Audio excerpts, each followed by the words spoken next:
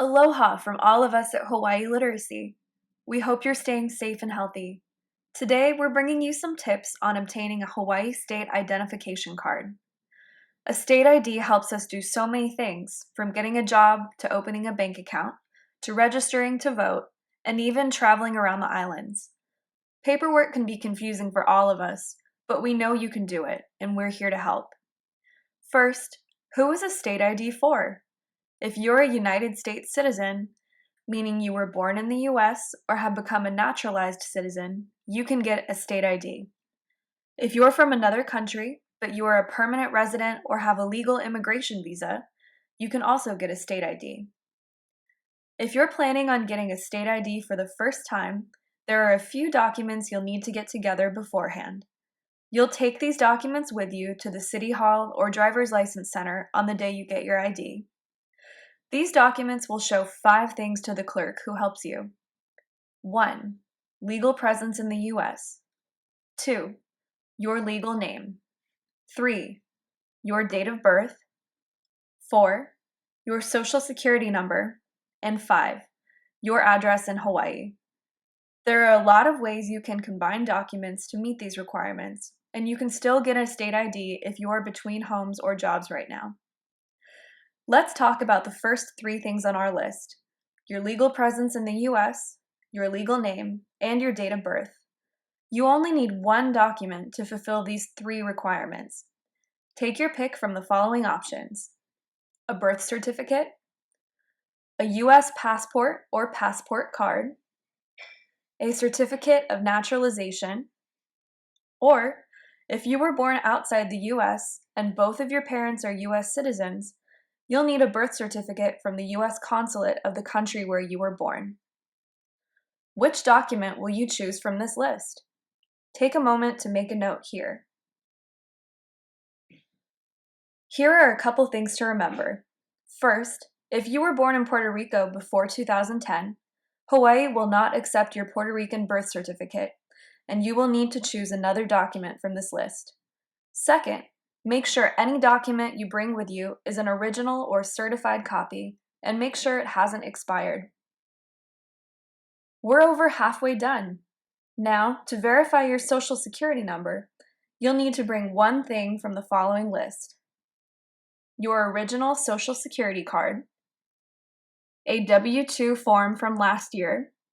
Your employer should give this to you at the beginning of tax season. A pay stub with your name and printed social security number on it, or if you receive Social Security income, an SSA 1099 form from last year will do. Which document will you choose from this list? Take a moment to make a note here. Last category. You'll need one document to prove that you currently live in Hawaii and to show your address. If you are between homes, living in a shelter, or staying with friends and family, don't worry. There are a lot of options here. As long as your document shows your full first and last name and the address where you stay. Choose one from the following list. If you have a car, your current vehicle registration or title. If you receive welfare assistance, a letter from the Hawaii State Department of Human Services within the last 90 days.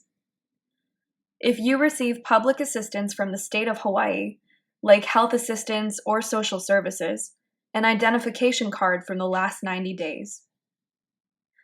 A utility bill from the last 2 months, for example, for cable TV, a cell phone bill, electric bill, gas bill, or water bill. A bank statement from the last 2 months, for example, from your checking or savings account or for a credit card. A payroll check or payroll check stub given by your employer in the last 6 months. A valid insurance statement or insurance card, for example, for car insurance or medical insurance. An income tax return from last year. Or a current rental agreement for your house or apartment. Let's pause one last time. Do you have any of the documents we just mentioned? If so, make a note of which one you plan to use.